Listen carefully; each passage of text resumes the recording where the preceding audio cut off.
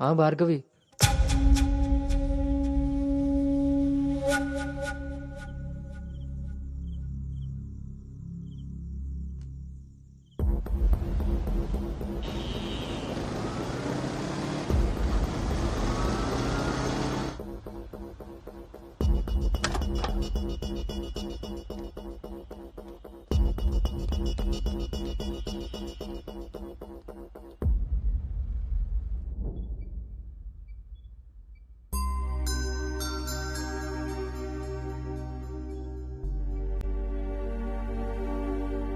తప్పు జరిగిపోయింది అంకుల్. నిజం తెలుసుకోకుండా మాట్లాడి మా మావయ్య తప్పు చేశారు. నిజం తెలిసి మాట్లాడకుండా నేను తప్పు చేశాను. మీ కుటుంబం గురించి తెలిసి కూడా నిర్ణయం తీసుకొని మా నాన్న తప్పు చేశారు. ఆ రోజు మా మావయ్య చెప్పిన రిషి ఎవరో కాదు అంకుల్, ఇప్పుడు మీ ముందు నిలబడ్డ గౌతమే. లైఫ్ చాలా విచిత్రమైంది అంకుల్. తప్పు చేసే టైంకి మంచి ఎలా ఉంటుందో తెలియనివ్వదు. అది తెలిసే టైంకి చేసిన తప్పు నుంచి మనల్ని బయటికి రానివ్వదు. నేను ఇప్పుడు అదే పరిస్థితిలో ఉన్నాను.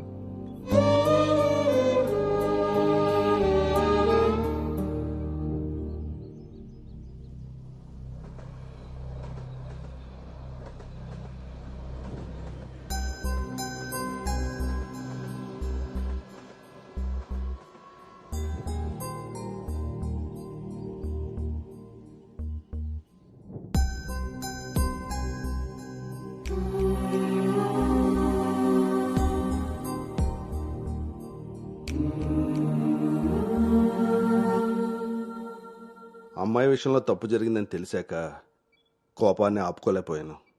మీ విషయంలో తప్పు చేశానని తెలిసాక మీ ముందు తలెత్తుకోలేక నిలబడ్డాను.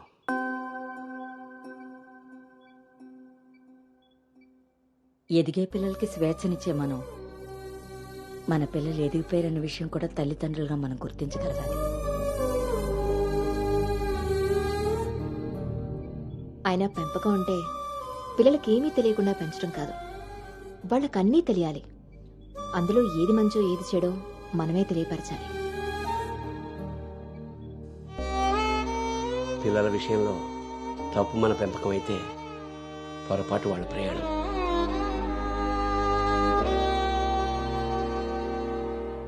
మనం మోస్తున్న పల్లెకిలో కూర్చున్నది మన పిల్లలు.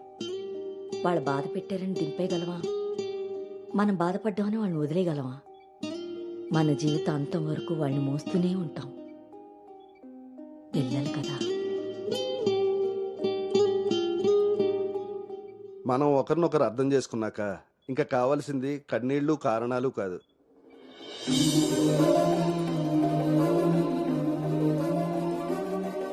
నాకు ఈ పెళ్ళొద్దు నాన్న.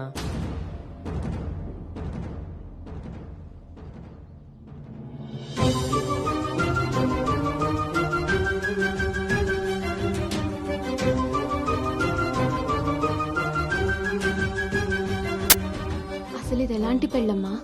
పెద్దలు కుదిర్చి పిల్లల ఇష్టంతో జరుగుతున్న పెళ్ళ, లేక పిల్లలే ఇష్టపడి పెద్దల్ని ఒప్పించి చేసుకుంటున్న పెళ్ళ? పెద్దలు చేసే పెళ్లిలో కానీ పెద్దల్ని ఎదిరించి చేసుకునే పెళ్లిలో కానీ పెళ్ళి ఎలా ఉంటుందో ప్రేమ కూడా అలానే ఉంటుంది. కానీ మా పెళ్లిలో అది మాత్రమే ఉండదు. ఆ రోజు మీరు అడిగారు నన్ను, నువ్వు సంతోషంగా ఉండాలి అంటే నీకు ఎలాంటి భర్త కావాలి అని. అప్పుడు నా మనసులో మాట చెప్పాను. కానీ నేను ఆ రోజు చెప్పిన వ్యక్తి గౌతమ్ అయితే కాదు నాన్న. పెద్దలకి నచ్చినట్టుగా పిల్లల్ని పెంచుకునే అవకాశం అందరికీ ఉండొచ్చు. పెద్దలకి నచ్చిన విధంగా పిల్లలు పెళ్లి చేసే అదృష్టం కొంతమందికే ఉంటుంది. కానీ మేం చేసిన ఈ పొరపాటు కనీసం మిమ్మల్ని కొంతమందిలో కూడా ఉండనివ్వలేదు. ఆ రోజు పెళ్లి చూపుల్లో ఒకరికొకరు ఎదురుపడలేకపోయినా మేము ఈరోజు ఒకరితో ఒకరు జీవితాన్ని ఎలా పంచుకోగలమమ్మా? ఇదంతా విన్న తర్వాత కూడా మీరు ఈ పెళ్లి చేయాలనుకుంటే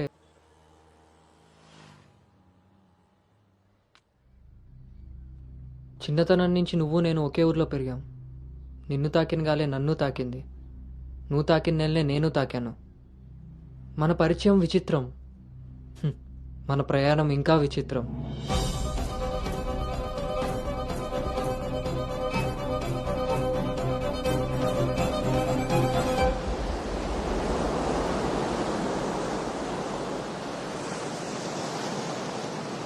నీకు తెలియని విషయం ఏంటంటే మన పెళ్లి చూపులప్పుడు నేను నిన్ను చూశాను.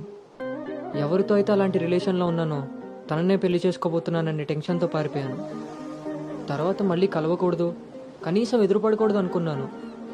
కానీ మన మనసులు మనల్ని కలపకపోయినా పరిస్థితులు మనం మళ్ళీ ఎదురుపడేలా చేశాయి. మనం కలిసిన ఈ కొన్ని రోజులే నా మనసులో ఉన్న ఫీలింగ్స్ని నేను అర్థం చేసుకునేలా చేశాయి.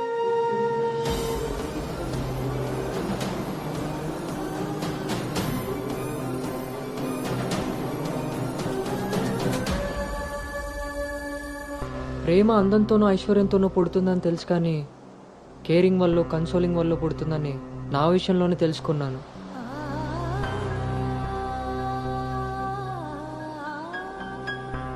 అసలు నీకు నాకున్న సంబంధం ఏంటి? ఎప్పుడు కలుద్దాం, ఎక్కడ కలుద్దాం? మరి అలాంటప్పుడు నీ స్ట్రగుల్ని నేనెందుకు ఫీల్ అవ్వాలి? ప్రతి క్షణం దాన్ని గుర్తు చేసుకుంటూ నేనెందుకు స్ట్రగుల్ అవ్వాలి? ఈ ఫీలింగ్స్ అన్నిటికీ అర్థం ప్రేమ.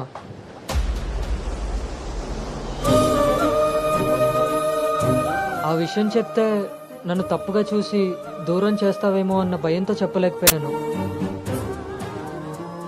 కానీ నువ్వు పెళ్లి చూపులకు ఒప్పుకున్నాక అర్థమైంది అది డౌట్ కాదు, నిజమని. ఎందుకో తెలుసా? నిన్ను చూసుకోవడానికి వచ్చే పెళ్లి కొడుకు నేను కాదని నీకు తెలుసు కాబట్టి. నువ్వు అక్కడ పెళ్లి చూపులకు ఒప్పుకున్నావంటే ఇక్కడ నన్ను లవ్ చేయట్లేదనే కదా. మరి నేనెందుకు ఒప్పుకున్నానో తెలుసా? నన్ను చూస్తే నువ్వు ఎలాగో నచ్చలేదని చెప్తావు.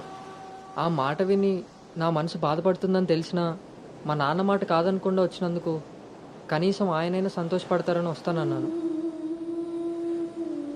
నేను పల్లవిని దాటి అనుని చేరడానికి చాలా ప్రయత్నించాను, కానీ చివరికి రిషిగానే మిగిలిపోయాను. అలానే నా మనసులో మాట ఎవరికి చెప్పకుండా ఉండలేను. అను నీతో కలిసి తిరగడానికి పరిచయం సరిపోయిందేమో కానీ నా ప్రేమని చెప్పడానికి ధైర్యం సరిపోలేదు. నేను నిన్ను ప్రేమిస్తున్నాను అని గట్టిగా చెప్పాలనిపించింది, కానీ అప్పుడు ఎలా చెప్పాలో తెలియలేదు. ఇప్పుడు ఏం చేయాలో అర్థం కావట్లేదు. అందుకే నా అనుకు ఏదైతే చెప్పాలనుకున్నానో దాన్ని తన సోల్మేట్ అయిన నీకు చెప్పుకుంటే కనీసం రిలీఫ్ అయినా దొరుకుతుందని చెప్తున్నాను.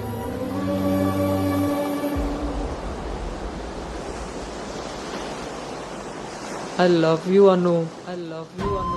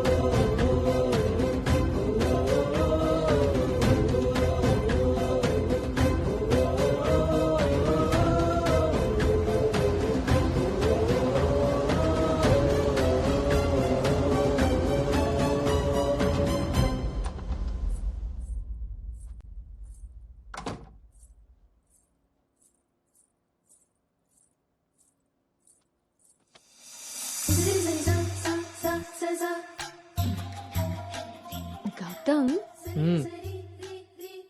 నేనొకటి అడగనా? ఇప్పుడే కదా అయింది, మళ్ళీనా? ఛీ, అది కాదు.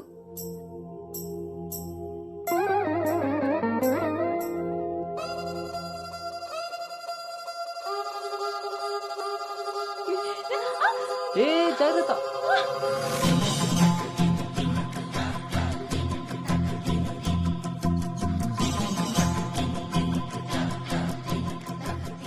ఆ రోజు కూడా రైల్వే స్టేషన్లో ఇలాగే పట్టుకోవచ్చు కదా, ముద్దెందుకు పెట్టేసా?